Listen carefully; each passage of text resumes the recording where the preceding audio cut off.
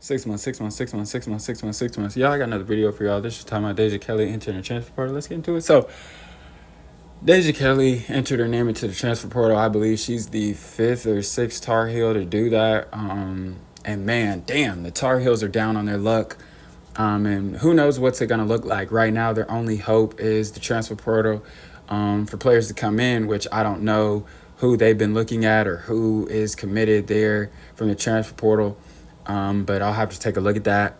But, Tiani Key transfer for them. I really like her game. Her and her sister who goes to Tennessee, who really is just now finding her way because she was fighting some injuries. Tiani and Tamari Key. I believe Tiani is the and I hope I'm pronouncing your name right, sister. If I'm wrong, my bad.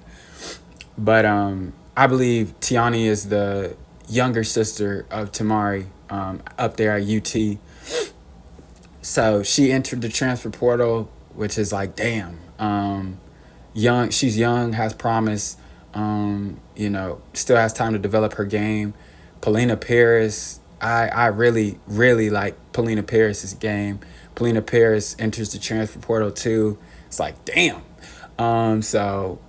Really their only hope right now, like I said, is the transfer portal or to see what Alyssa Utesby decides to do, if she decides to go to enter her name into the WNBA draft, or if she decides to spin the block.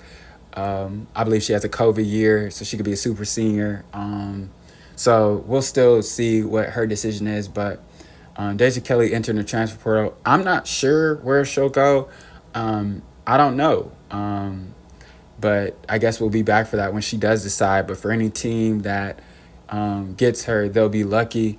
She is a great scorer. Her mid-range game is flawless. The pull-up game, she just knows how to get to her spots. And she's actually really physical, for her size. She really uses her shoulders well and her body when she finishes through contact. She's great from that aspect, from the scoring aspect.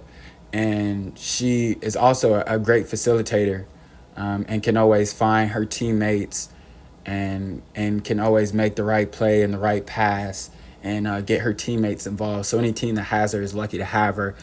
Later in the season, North Carolina struggled, but that's because of their injuries. They had a lot of people injured, and it made them and it forced them to run the offense and I would hate to say, for lack of better terms, unconventional, but just in a different way than they ran it earlier on in the season. Like earlier on in the season, Deja Kelly wasn't the primary point guard. You know what I'm saying? She didn't have to handle the ball. She was running more two guard and, coming off screens, whatnot. A lot of the sets were for her and get Utes be open and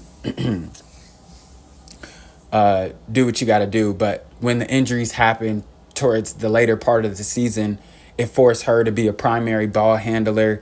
And these teams, knowing that, picked her up full court. So it kind of made it even tougher for her to score because she's being pressed all game and stuff like that. So, the later season, the later part of the season, I feel like wasn't really an accurate depiction of this Tar Heel team. But they do need some respect put on their name. But, they just ran into North Carolina, who virtually pummeled everyone who they played.